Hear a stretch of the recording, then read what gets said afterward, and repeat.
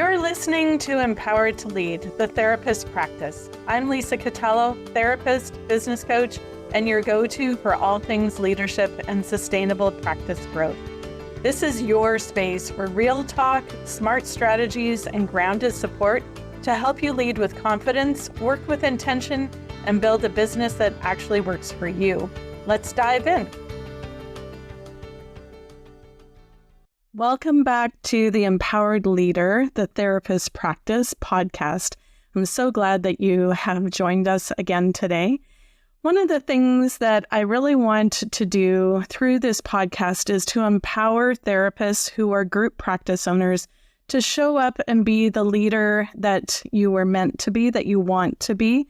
And actually, in this podcast, we're talking about people who don't really want to be a leader, but now that you've stepped into this role, you are. So as we're going through the different episodes, there's going to be talk in some of them specifically about what it means to be a leader, and then other times in sharing information with other group practice owners, hearing other people's experiences so that you know that you're not alone, and then also getting help from other supporting professionals.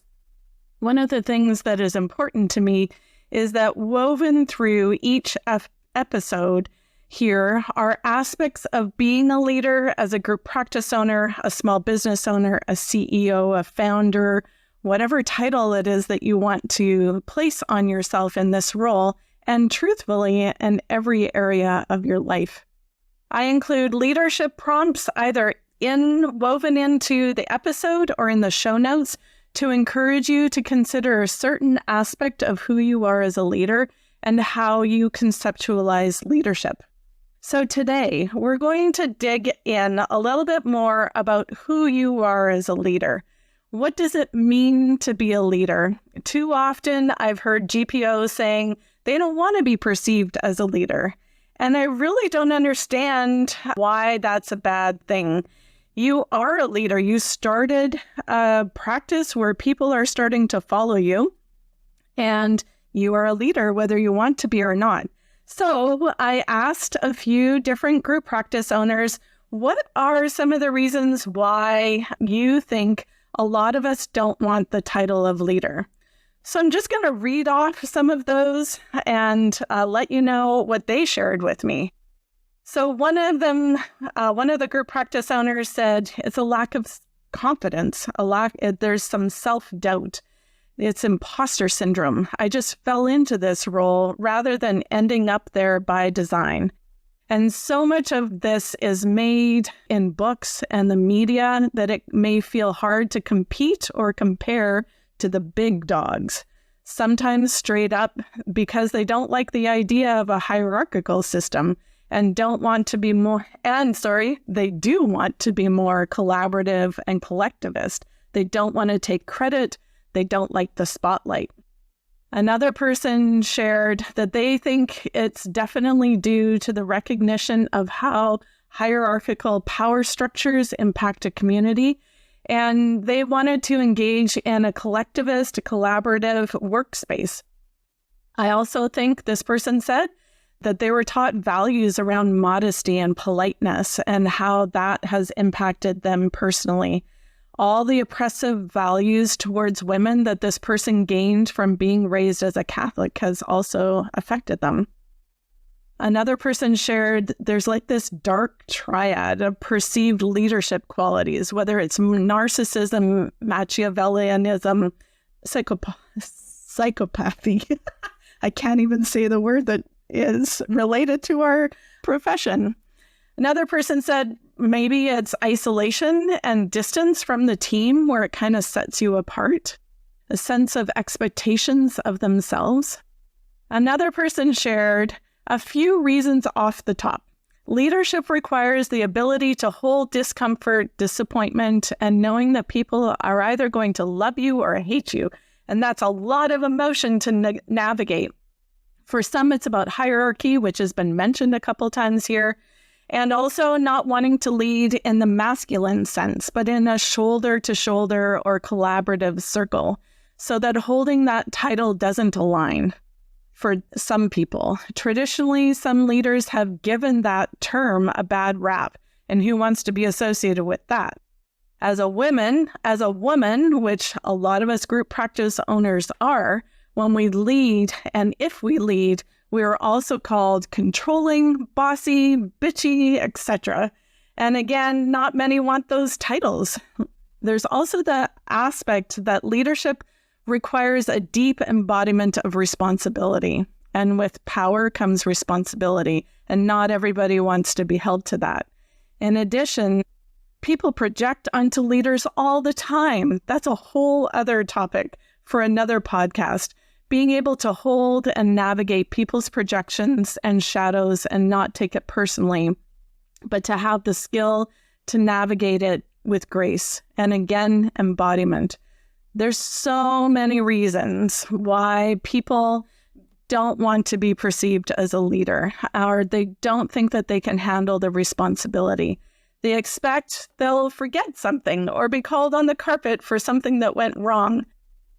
So these are what I want to talk about here now are some definitions of a leader that maybe fit a little bit better, because we want to talk about what leadership actually means. So here's some definitions of a leader that I found in searching up in the dictionary and in a couple of different places. So one of them is a horse placed in advance of the other horses of a team.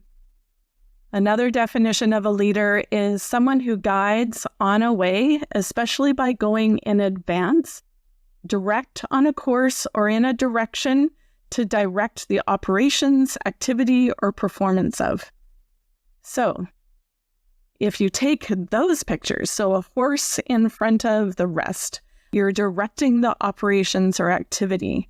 If you aren't leading your business, then who is? Who's the person who is ahead of the team, directing that course, saying how operations are going to be or how the activity of the business is going to shape, and in turn, the people who are in it? It's just going to be chaos if it's just left up to nobody. No one on your team will know what direction they're supposed to take. And that is not something I imagine that you pictured when you started a group practice. And here's the thing. People join a group practice because they want to be led. Some of them are joining so that they can get clients and leave to go do their own thing, but they're still looking to you to teach them how to do this, to model what it is to be a leader, how to run a small business. Maybe others are joining you because they have a full-time job, and this is where they come to life. They love what they really do here. They get to be with private pay clients, which is different than in the agency setting that they're in. But if they don't have you to lead them and tell them how to work in this space, they would be lost, and they would go to another place, another group practice, where they can have structure and guidance. And so, what does this mean for you? If you have been somebody who has been pushing back a little bit, I don't want to be called a leader, I don't want to be in that position, let's really dig into what does leadership look like in general, and what does it look like for you? One thing that group practice owners are not is not cookie cutter leaders. One of the things that I love about my role as coach for GPO is that with as many people as I work with, which has been hundreds, there are that many ways to run a group practice. And it's so cool to watch it all take shape. I think that there are essential systems and things that you need in place in order to have an effective group practice, but you are unique. Your niche is unique. Your ideal client and your ideal therapist avatars are unique to you. You are not going to be the same as the group practice that is beside you. So the way you want to show up as a leader will also be unique. There are 2 books that I regularly recommend reading, both as a leader of a small business and in how you want to run your business. Well, there's many, but there's 2 that I keep coming back to and keep recommending to people. The one is called 21 Irrefutable Laws of Leadership, which is by John Maxwell, and the other one is Traction by Gino Wickman. They are so good, and I encourage you to check them out in print or on Audible. But what I want you to walk away with today, and when you read those books, is that almost every time I read them, it's that there are so many aspects of being a leader, and you can't be all things to all people. And while you can't do that, you do need to own what you can and then find others to support you in the areas where you can't be that leader. And a leadership team will be the subject of another podcast episode, what that will look like. So I'm going to read out actually all 21 laws that John Maxwell shares in his book. It's so that the 21 laws can feel like a lot, and I don't want you to feel overwhelmed by them, but just picking out as I read them, which ones do you feel like you really excel at, and which ones do you maybe want some support in, and which ones are not you, and you want to delegate those out as soon as possible. So, law of the lid, law of influence, the law of process, the law of navigation, the law of addition, the law of solid ground, law of respect, the law of intuition, law of magnetism, law of connection, law of the inner circle, law of empowerment, law of the picture, law of buy-in, law of victory, law of the big mo, law of priorities, law of sacrifice, law of timing, law of explosive growth, law of legacy. Feels like a lot, hey? So just take a moment. We're going to pause for a second and just kind of let those sink in. I went through them pretty quick, but I'd suggest you can do a search and see those laws listed out and just kind of sit with them and see how they fit for you. We don't have time in this podcast to review each one of those laws, but I do want to highlight 4 that I want you to consider as a leader. So the first one is the law of the lid. What does it mean? The law of the lid means that your leadership ability sets the ceiling for your practice's growth. What does this mean for you as a practice owner? This means that if you want your practice to expand, whether that's revenue, team culture, or clinical excellence, you have to raise your own leadership skills first. So that might mean investing in your business acumen, learning how to communicate better, or setting really good boundaries. Identify who you want to be as a leader, what skills you feel you need to build or have others support you on, and step into this role. I would say the law of the lid is something that all of us need to have as leaders of a group practice. So here's an example. There's a practice owner who's excellent clinically, but they avoid conflict. And this can cap the team's potential because unresolved issues just fester and they're never addressed. And people start to become, what's the word? They're not happy. I can't think of the word right now.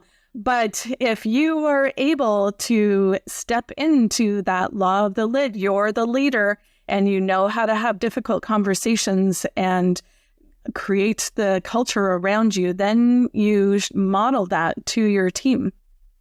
Another law that I would encourage you to think of and that I think is really important as a group practice owner is law of influence. So what does it mean? It means that people follow leaders that they trust and respect, not just because they're the person who signs their paycheck. What does this mean for group practice owners? This means that influence comes from consistency, fairness, and modeling the values that you expect from your team. It doesn't come from holding the title of owner or executive director or leader even. People joined your group practice for a job, yes, because they're there to make some money, but therapists are coming to you because they believe in what you are trying to do and who they think you are as a leader. They chose you. Being a leader doesn't mean you have to be bossy. So when you lead with empathy and clarity, your clinicians are going to follow if you have new initiatives or if you want to, get people involved. You're not going to have to push anymore because you've got that influence. You've got them following you. The law of the inner circle is another one to consider. So what does this mean for you as a group practice owner? This means that the people closest to you determine much of your success. So for group practice owners, this can be your admin team, your lead clinicians, and your business mentors are your inner circle. Your chosen colleagues that you share the most with can also be in there. Choose them intentionally and invest in their growth. So as you grow your admin team, then they're going to step up and support you in your group practice in a new way.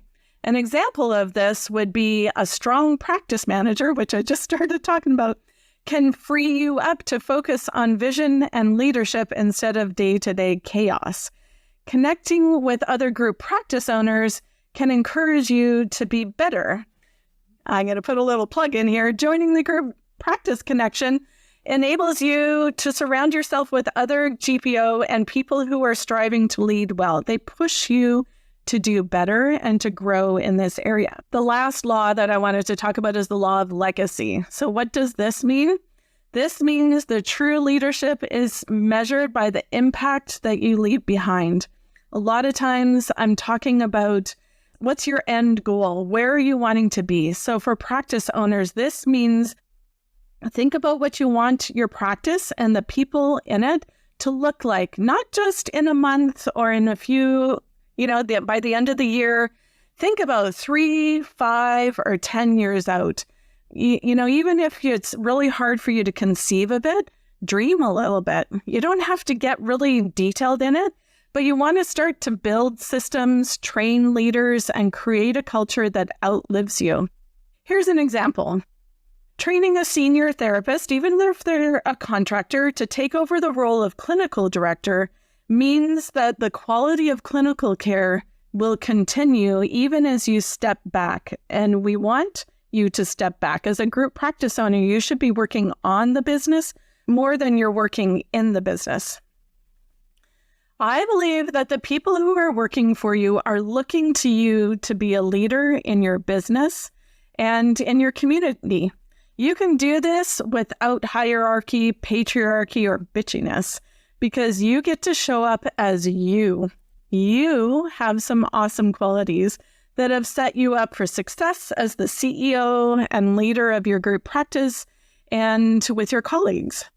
How are you going to capitalize on these strengths and find people to hold you up in the areas where you may want or need support?